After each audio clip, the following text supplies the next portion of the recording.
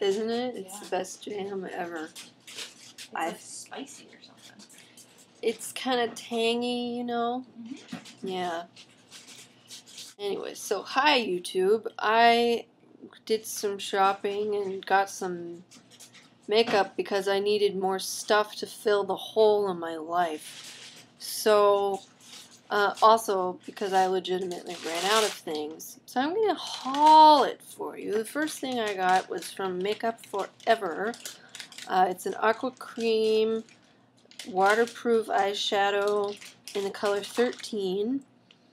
And my light is kind of washing it out, but it's a glittery, shimmery champagne color. It's similar to that Emerveille one by Chanel that like everyone is obsessed with, but I think this one lasts longer, quite frankly.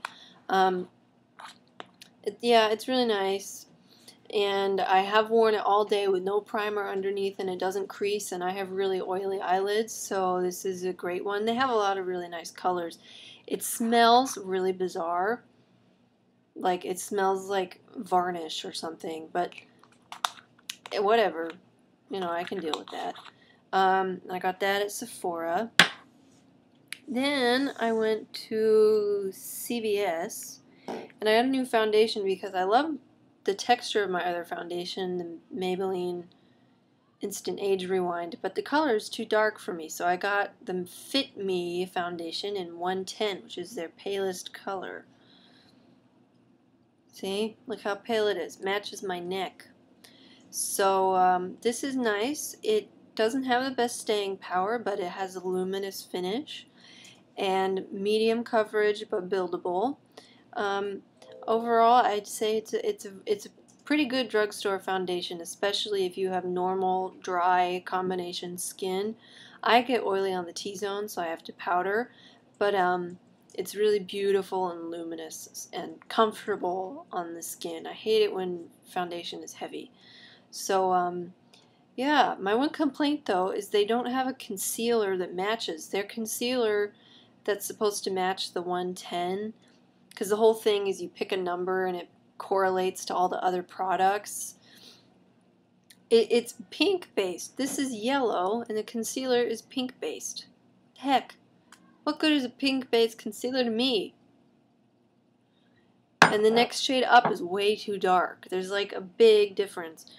So I got the Super Stay 24-hour concealer also from Maybelline, which is a pretty similar color to the foundation. It is the color Ivory, and as such it does have a slightly pink undertone, but not so pink that it's like obnoxious. I can get away with it. As for the staying power, I don't think it really lasts for 24 hours, to be frank. It stays put pretty well though. It has sort of a light coverage for a concealer. You definitely have to build it up. But if you want something under your eyes that won't crease, I would say get this because it doesn't crease. That's always a problem for me because when I smile, I get smile lines, so I always look like an old lady by the time my makeup settles into my skin. Then I got also from Maybelline the Mineral Power Finishing Veil Translucent Powder. It's a demi-matte finish. It's not super matte. It even says it has mica in it for radiance. So if you want your makeup to stay put but you don't want a super matte finish, then this is a good one. It comes with a brush, but the brush is sort of scratchy, so I don't use it. And also I got from L'Oreal the Voluminous Million Lashes.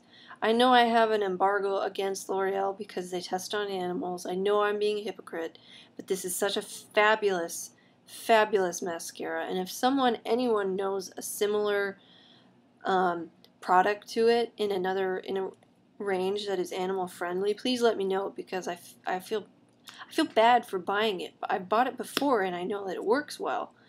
You know, a few years back. This is what the wand looks like, and it's one of those rubber ones, and it has it bottlenecks on the inside, so that way it doesn't put too much product on the brush. It sort of squeezes everything down so you don't get clumps, which is great. And I can only wear one coat of this, and it looks like 2 coats of most other mascaras. So it's fabulous. It's great. Why does it have to be L'Oreal though? I don't get it.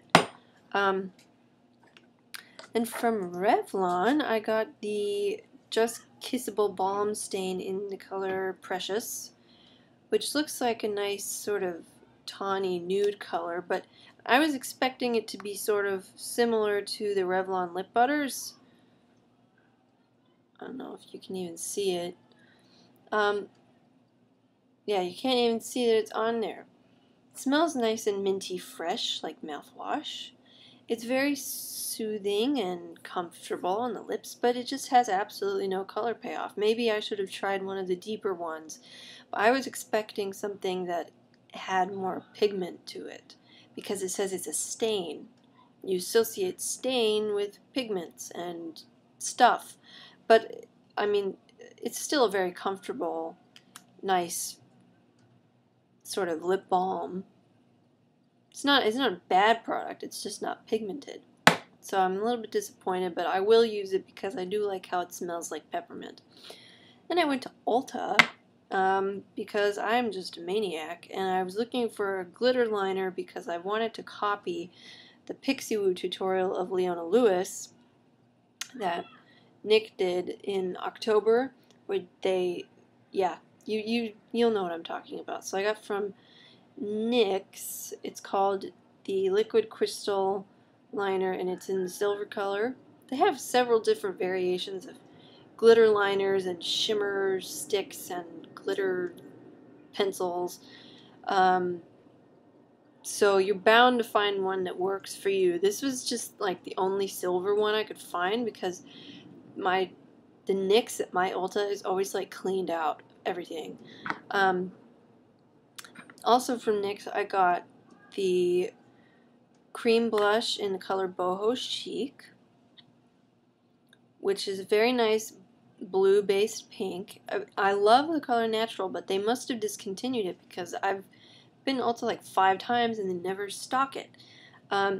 This one is more glossy than the color that was called Natural, that was my favorite. That one had more color payoff. This one is more sort of has more of a sheen and a gloss. It has a really wet look on the skin, so you don't really even need highlighter because it's such a subtle color. You can just take it up your cheekbones, and that's really in for this coming season, is really glossy, fresh looking skin. So this is a really nice blush, and I like it. I don't like it as much as the other one, but you know, it's good. It's good. The NYX cream blushes are good. They're great. I like them. Then from Ulta, I got this Extreme Wear Whipped Eyeshadow in Berry Trifle. I was looking for a dupe of the Me Dew Pots because they have them in England, but I don't feel like paying for shipping. And so I wanted just a nice cream eyeshadow in a slightly darker color from the Makeup Forever one. This looks like, I don't know what this is. I don't know why. I don't know who did this, okay? Do you see how it's sort of gelatinous? It jiggles. It's like jelly or Nutella or something. This is not a cream eyeshadow. This is like spackle. This is not like anything I've ever tried. And the funny thing is, I mean, it's a beautiful color. It's sort of similar to MAC Satin Taupe, and it has duochromescent glitters in it, but it does not look like a cream eyeshadow. When you put it on, it sets dry. It looks like a regular old eyeshadow. It has good staying power, but it's not the texture that I wanted, and it takes so much time to build up any sort of color intensity that it's not worth it. I feel like it's sort of gimmicky, to be honest, and I cannot close it. What the heck? Ugh, I'll get that later. Finally, I got a Real Techniques brush. I got the setting brush, which looks like that. They're so soft. I thought it would be good to do, you know, powder, highlight, even contour. Just a good powder brush, blush brush. It's small enough so that way, you know, I can get in around my nose and under my eyes.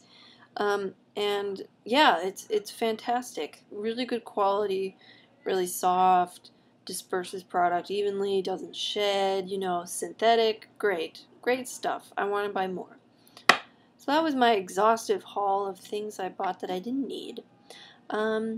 So I hope you found this useful, and thanks for watching. Bye-bye.